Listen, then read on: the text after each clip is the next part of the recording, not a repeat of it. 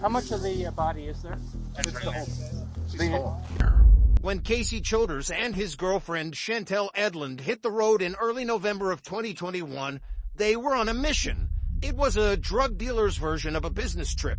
The trio's three-state road trip began with hopeful anticipation. They thought they would secure an abundance of drugs for themselves, plus rake in a tidy profit from selling the surplus. After a missing persons report was filed in mid-December, they pinged her phone and learned that it had gone dead in Aurora, a suburb east of Denver in Douglas County. The plot thickened when the investigators found out that her traveling companions had deactivated their phones in the same area. So what happened to Rachel? They encountered Shantel's car around 1 a.m. on November the 7th. One of their cruiser's dash cams had captured images of the Chevy Malibu on the roadside as they passed it on the way to respond to another incident. A woman had called 911 to report a possible home invasion because her home alarm was going off. She was terrified and begged the dispatcher to send help quickly. What do you need help with? How can we help? I don't know, like this thing has gone off and somebody's trying to get in. Okay, someone's trying to get into your home? Yes! Okay. Go to a safe spot in the house, Kathy. Please hurry! We're coming. I'm scared. Police officers arrived within a few minutes. Hello. He's friendly. Oh, he's a big puppy dog. Yep. Are there other people? What's that? Are there other people to help you? I put them all outside the perimeter. So we've been here for about 5 minutes. The first thing we did is check all around. So we got here pretty quick. No, I mean, there were other cops here. Yes. Okay, I'm ready to let go. It was a large house and officers searched it while the white male dog paced repeatedly back and forth between the officers. Although the police did not find any intruders on the property that night, in mid-December, when detectives started to investigate what had happened to Rachel, they were able to connect her disappearance to the silver 2016 Chevy Malibu and its location in the wee hours of the morning. On November the 7th, it would bring them closer to finding her. Shantel was driving the same car back in Sheridan, Wyoming, with 39-year-old Casey and a 23-year-old man named Leo Van Buskirk. When police pulled them over for a traffic stop, all three were arrested on drug charges and warrants unrelated to Rachel's disappearance. But investigators soon learned of their involvement from statements that Shantel made about Rachel while she was in custody. Then they arrested them on first-degree kidnapping charges. This is perfect. This is a perfect pull-off for them.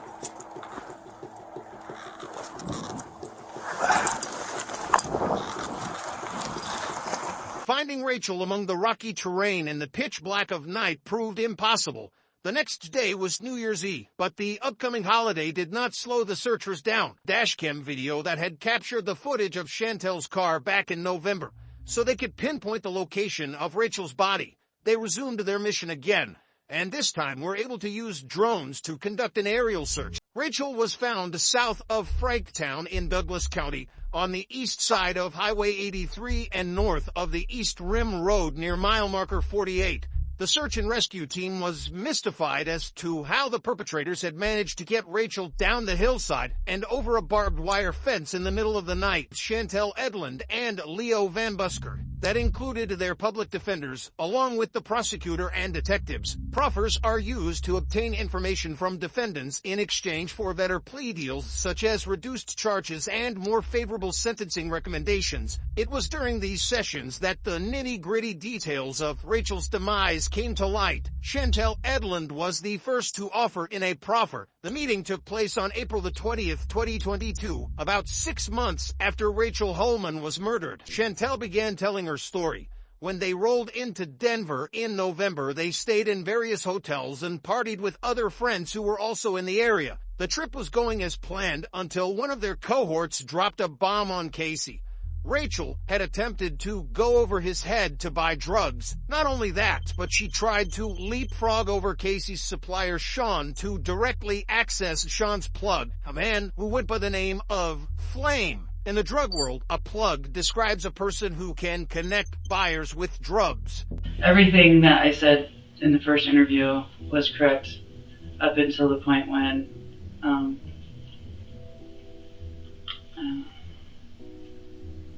This is really hard. It's okay, take your time. Okay, so Sean comes and for some reason meets us at the shopping mall. I'm not really aware of what's going on because I don't really pay much attention to what Casey and everybody else has going on. I'm just there to like look out for him, you know. And so Casey's gone. I think he must have been with Leo. And Sean shows up with Rachel, and they sit in his truck, and they wait for Casey to get back, and then they took off. And then at that point, Quentin like tells us about Rachel like talking shit about us, and then wanting to get above Sean and get to Flame so that she could get a connection that bypass us and Sean. Quentin brings that to light? Yeah. Okay, and who's sitting in the car when he says that? Me and Casey. Because Leo and Casey came back and then Leo left. Okay. I think. And then like I didn't really know what was going on, like why Rachel was with Sean or anything, and then Casey and Quentin like decided what the rest of our day would look like, and I don't remember what we did the rest of the day. When you say decided what the rest of your day looked Like we just did whatever Casey wanted to do. So when Quentin says Rachel's trying to go around you guys, right? Basically cut you guys out, right?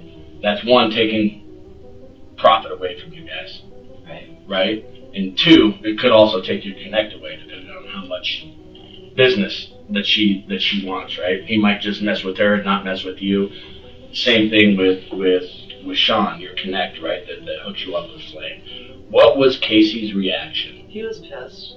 Like, so explain that. Like, what was his emotional state? What were the words that he used? I know you're not going to be able to give me exact quotes, but what pissed is, to me, might be something completely different than what it is. He was mad. He didn't understand why she would do that. Okay. And he was angry. And during this whole trip, he was flipping back and forth between James and Casey a lot. So James was really prevalent during this trip. Mm-hmm. So like when James comes out, so like Casey is really kind and caring, and then when James comes out, like James is like mean and aggressive, and so Casey tries to like keep James under wraps because James is capable of doing horrible things. Okay, so you know it was like between Casey and James, but when James was there, he was like obviously like pissed about it, talking shit, you know, like what the fuck, why would she do that, you know, and like, you know, just animated. Casey was now furious that Rachel was trying to cut him out as the middleman, and he wasn't about to let this stinging betrayal go unaddressed. He was going to teach her a lesson. Shantel maintains that she assumed Casey intended to get revenge by dropping Rachel off in the middle of nowhere to walk back alone. She admitted that she was the one who sent Sean a message requesting that he bring Rachel back to them. A few hours later, between 10 and 11 p.m. on November the 6th, Rachel showed up with Sean and Flame. Considering the purpose of the meeting, the location they chose was odd. So, truck pulls in to the parking garage. Are you guys on the, do you remember what level you're on in the parking garage? No. I feel like we were on, like there was a level above us, but so we weren't on the very top. Okay. What happens once Sean pulls in? I get out and I go over, and I think Rachel climbs across Sean. I don't know why I think that. Or, I don't know. And then she gets in the back seat, and then Casey gets in on this side, and then I went in and got on this side behind the driver's side.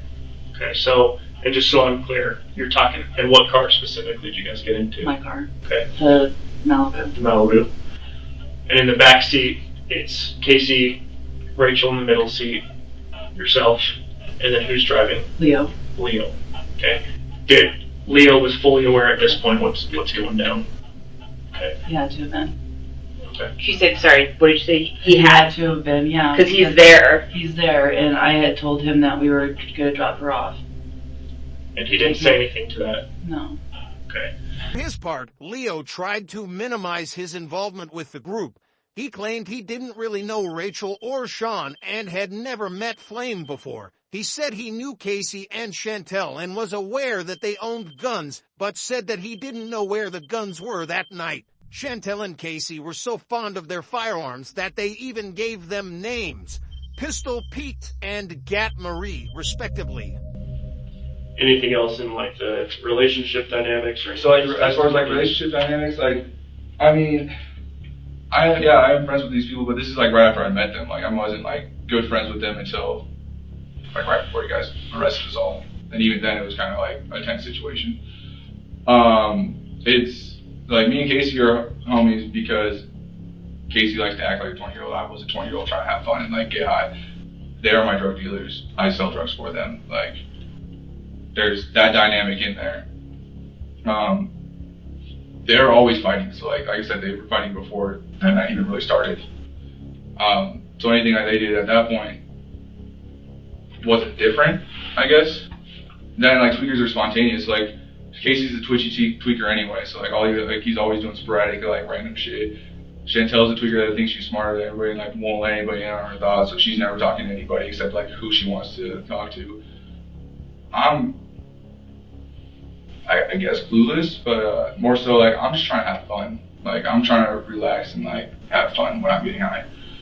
So I'm not like in everybody else's drama. It's easier to have a level-headed like good life if I'm not involved in everybody else's drama. Because we were going to teach her a lesson, so like roughing her up was part of that. Okay. And you know, I didn't hit her enough to make her bleed, and I for sure thought she was going to like fight back, and she didn't. Because in my situation, if it would be me sitting in between her, because like I said, I've had that gun pointed at my head before, I don't back down, I fight. You know, and I'm not going to sit there and I don't care if you have a gun pulled on me, I'm not going to sit there and not do anything. I'm going to freaking fight my way out of the car. Yeah. You know, I'm not going to get in a car and then be sandwiched between two people. Right. You know, I'll take out the driver. You know? Walk me through with what happens next once Rachel's in the back seat. Leo takes off driving, and then I hit Rachel. I elbowed her. Okay. And then with your right arm? Yeah. All right. And then there was no blood or anything. No blood when you hit her? Mm-hmm. How do you know that? Because I looked at her and there was no blood on my clothes. Okay. What was her reaction when you elbowed her?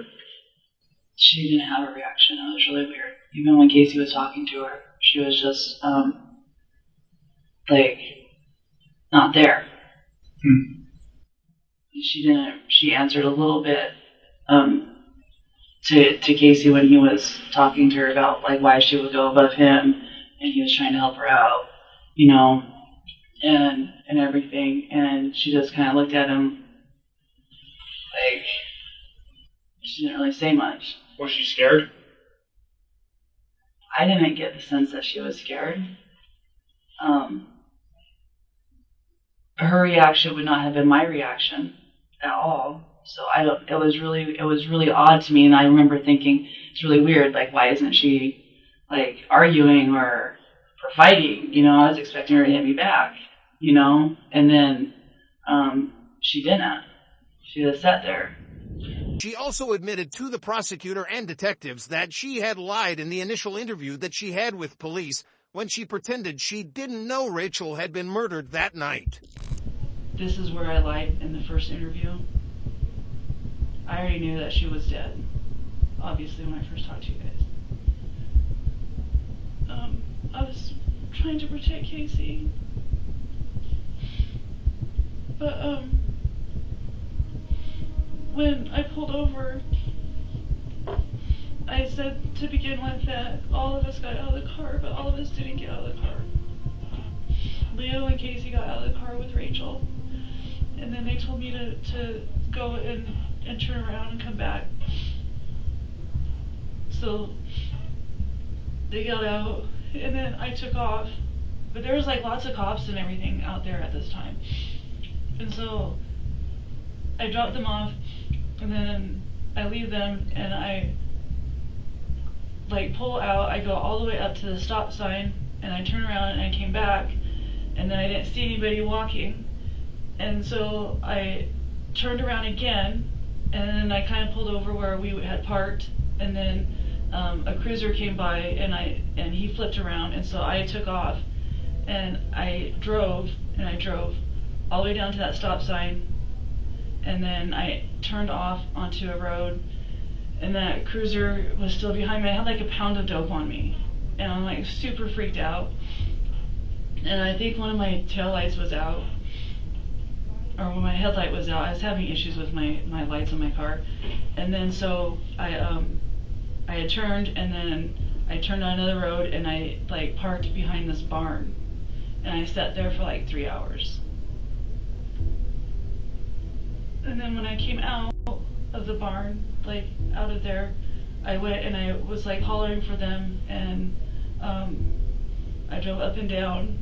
I don't know how long I was driving up and down, like hollering for them.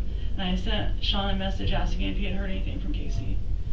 And I think he sent one back later. I don't think it was right away. It was later that said that he hadn't heard anything from them. And then I finally find them. I'm like whistling and hollering. I finally find them, and they run up, and it's just Casey and Leo. And Casey's pretty banged up. He's got like scratches on his legs and stuff. And they get into the car. Was it still dark out when they got in the car? I think it was around 4 a.m. Okay. when I picked them up.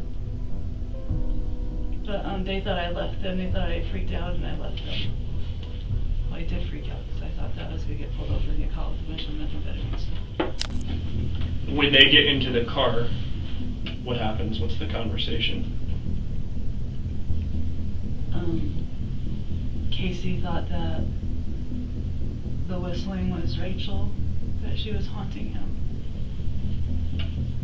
already.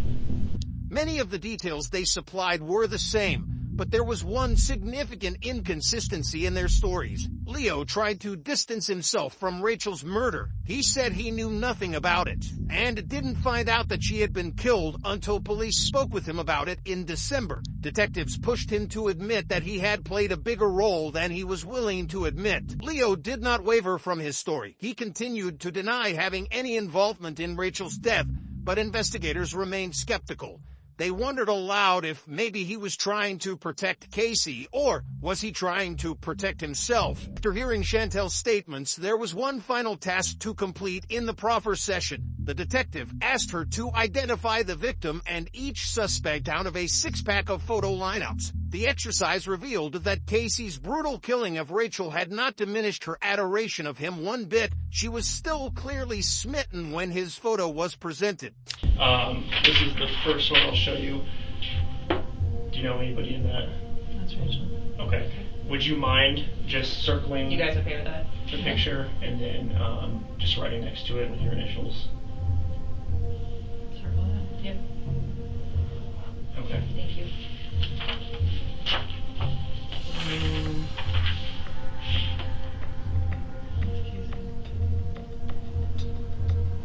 Can I keep it? You know what's funny is I expected that question. Did you? I did. Oh, I fucking love it so much. It defies all rational thought. Do you mind just initialing by it too for me? Thanks. It's so handsome. In August of 2022, Shantel Edlund pled guilty to conspiracy to commit second-degree murder and was sentenced to 18 years in prison. Leo Van Buskirk pled guilty to charges of conspiracy to commit second-degree murder and a second-degree kidnapping. He was sentenced in August of 2024 to 25 years for each charge. Those sentences will run concurrently. Upon release, he will face 3 years of mandatory parole. Casey Childers opted to have his case go to trial rather than accept a plea deal. In July of 2024, a jury found him guilty of first-degree murder. He was sentenced to life in prison without the possibility of parole. He was also convicted of second-degree kidnapping and sentenced to 32 years, plus another 16 years for conspiracy to commit second-degree kidnapping. Those 2 sentences will run concurrently with his life sentence.